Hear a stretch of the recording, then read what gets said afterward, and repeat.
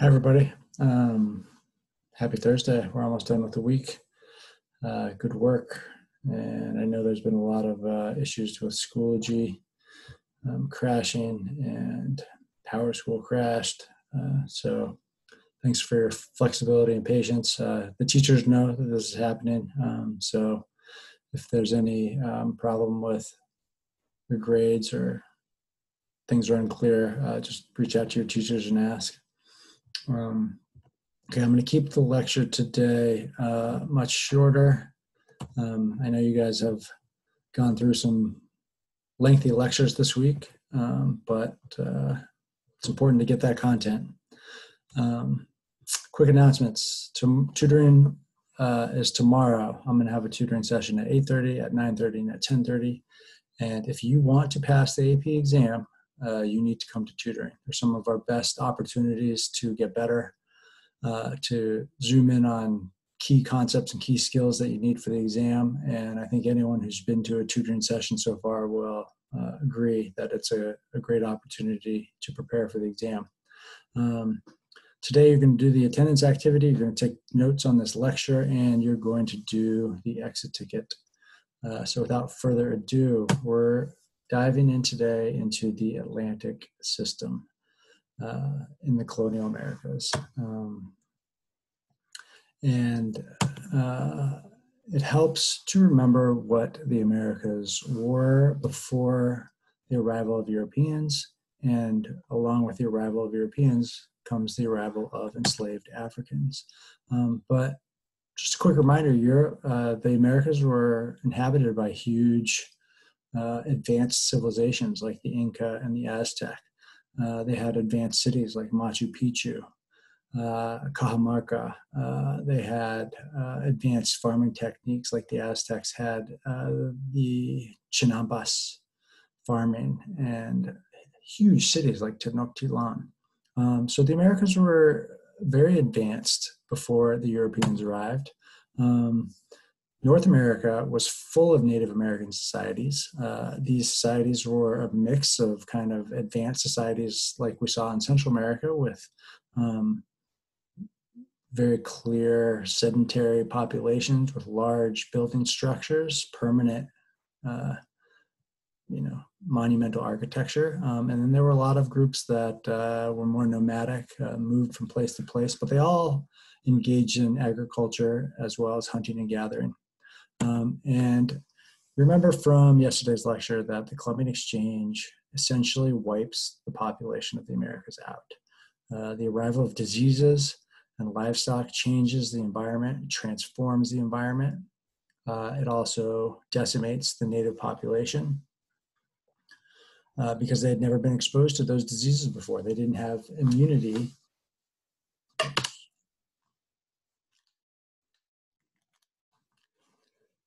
They didn't have immunity like the Europeans had to those crowd diseases like smallpox, influenza, typhus, malaria. And we asked you to think about how the Columbian Exchange had a demographic impact on the Americas and on Afro-Eurasia. So take a second to think about this question. Can you answer this question?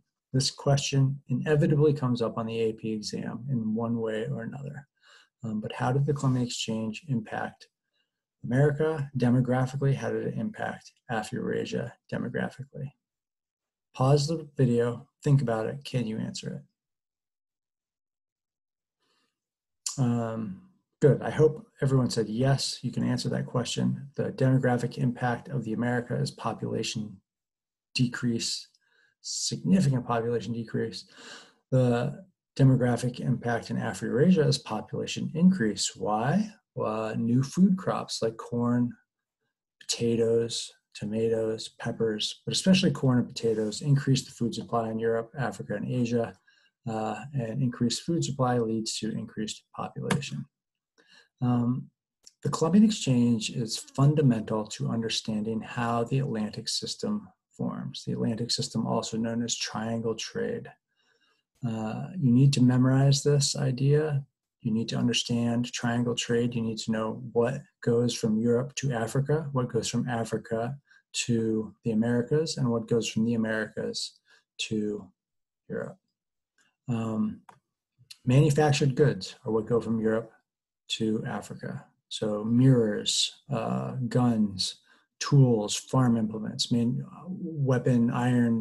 tools, iron weapons, textiles, cloth, and alcohol all go to Africa in exchange for enslaved humans.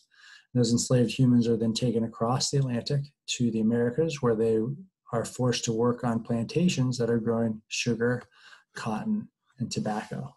And this is the link. This is what connects the Columbian Exchange to the Atlantic slave system.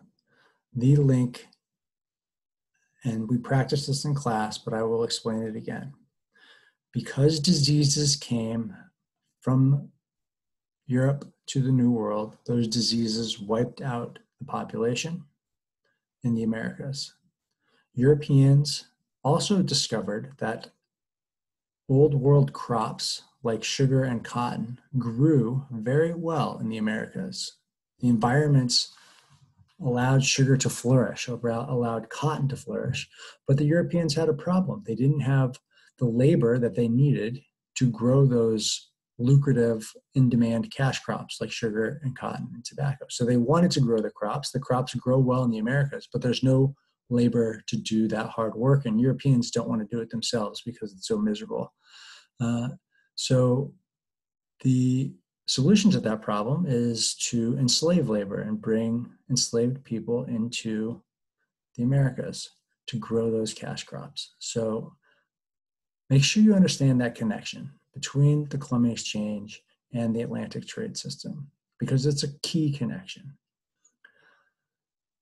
Again, I'll say it again, disease wipes out the Native American population. Europeans want to grow old world crops like sugar and cotton in the Americas, and they don't have the labor that they need. So they're going to import labor in the form of enslaved Africans to do that work.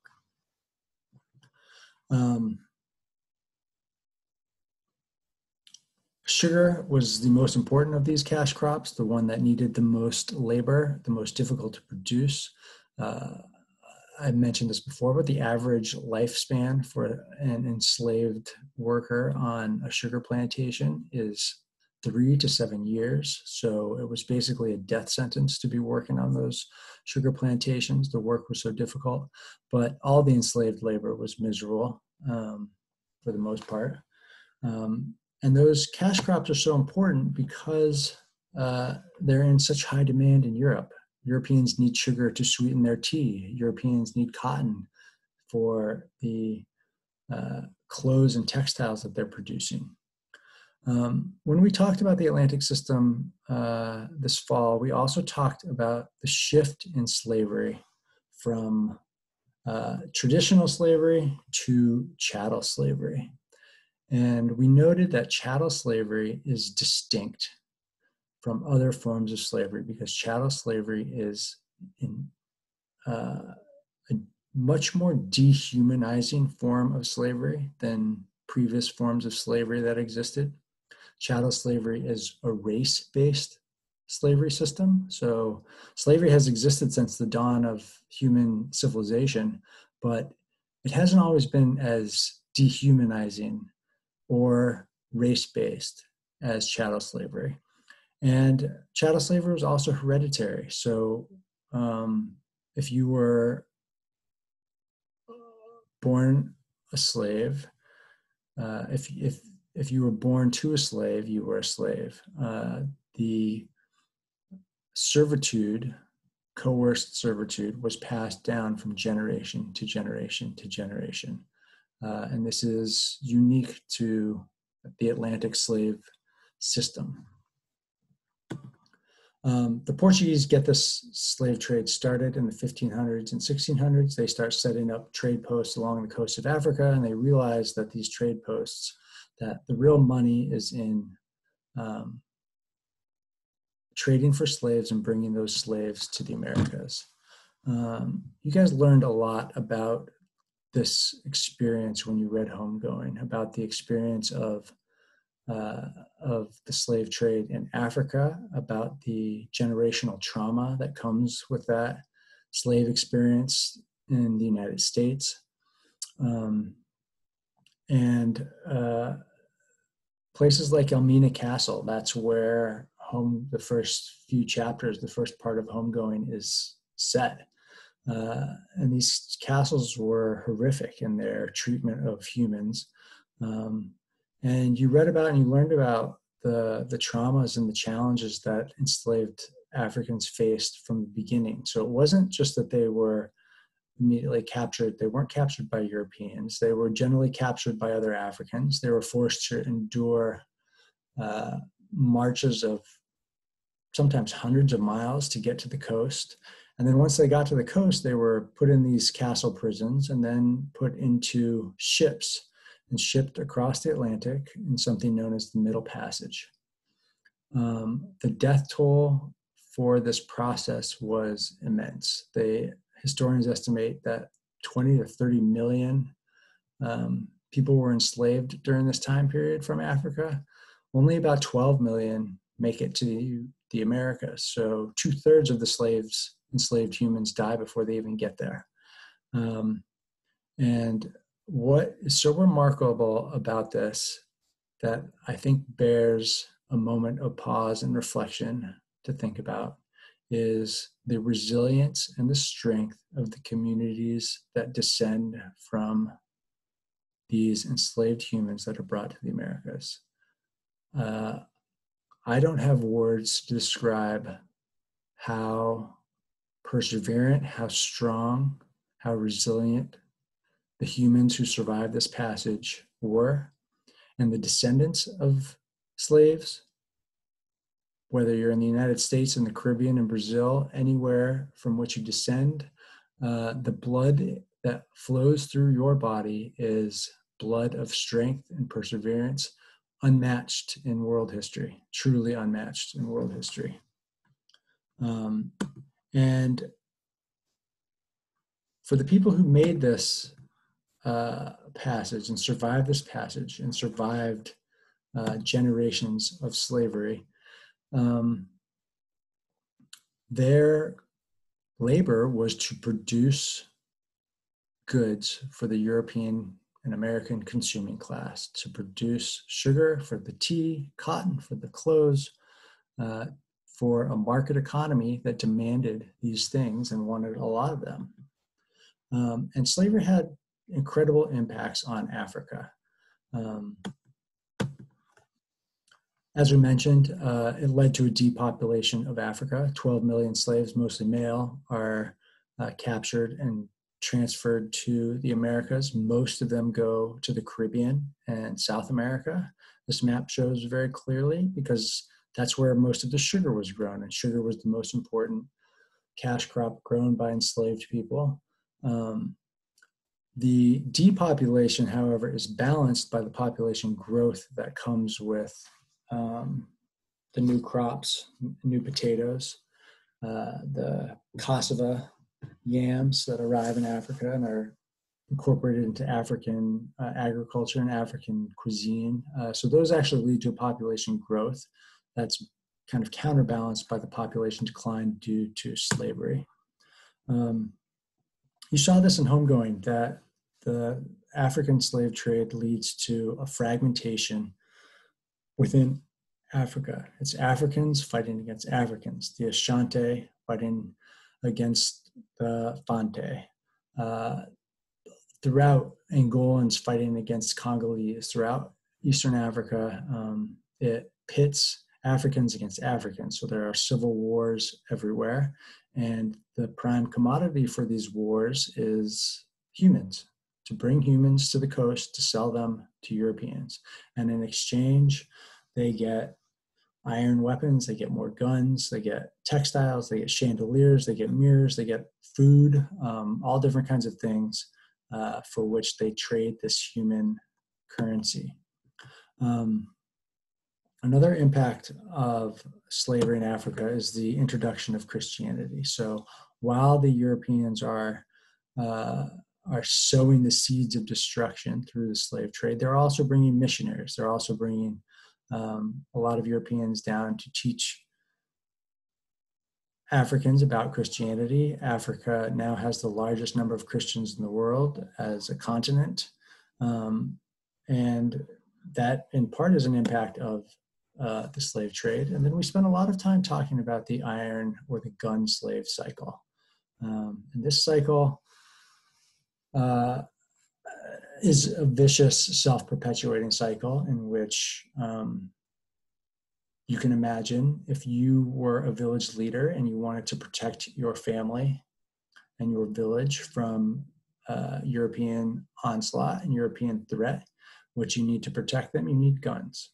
So how are you going to get guns to protect your family and your village? Well, you need to attack another village, take captives, enslave those captives, sell those captives to Europeans in exchange for guns to protect your own village.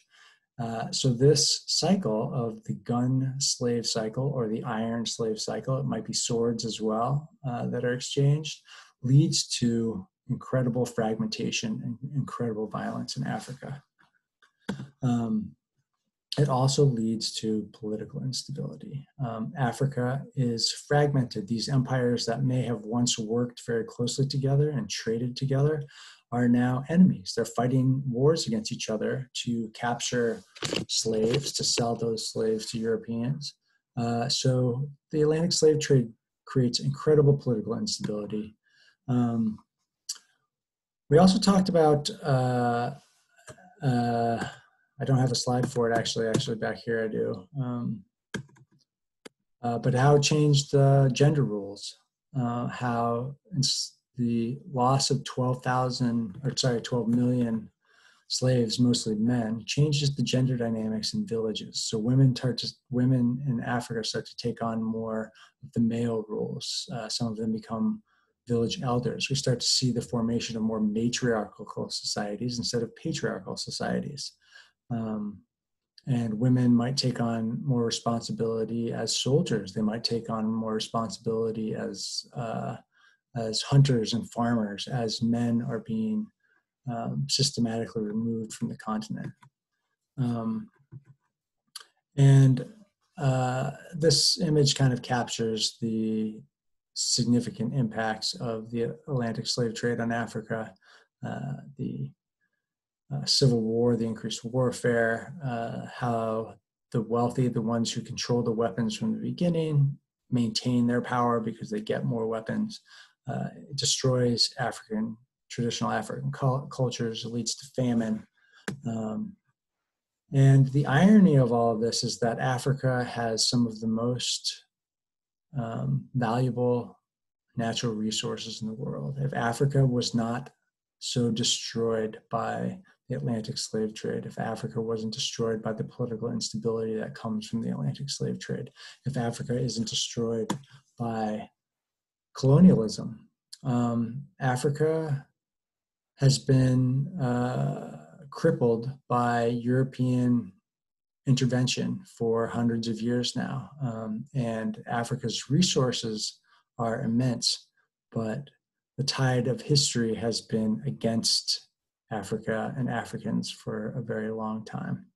And we'll revisit this when we talk about decolonization in the 20th century. But I think historians have made a very strong case that the political instability that we still see today, the economic instability that we still see today, has direct roots to the Atlantic slave trade and to imperialism that follows. That's all I got for you today. I think I kept it pretty short. Hope you enjoy, take good notes, and see you all in tutoring. Come to tutoring tomorrow. And if I don't see you in tutoring, I'll see you on Monday. Bye.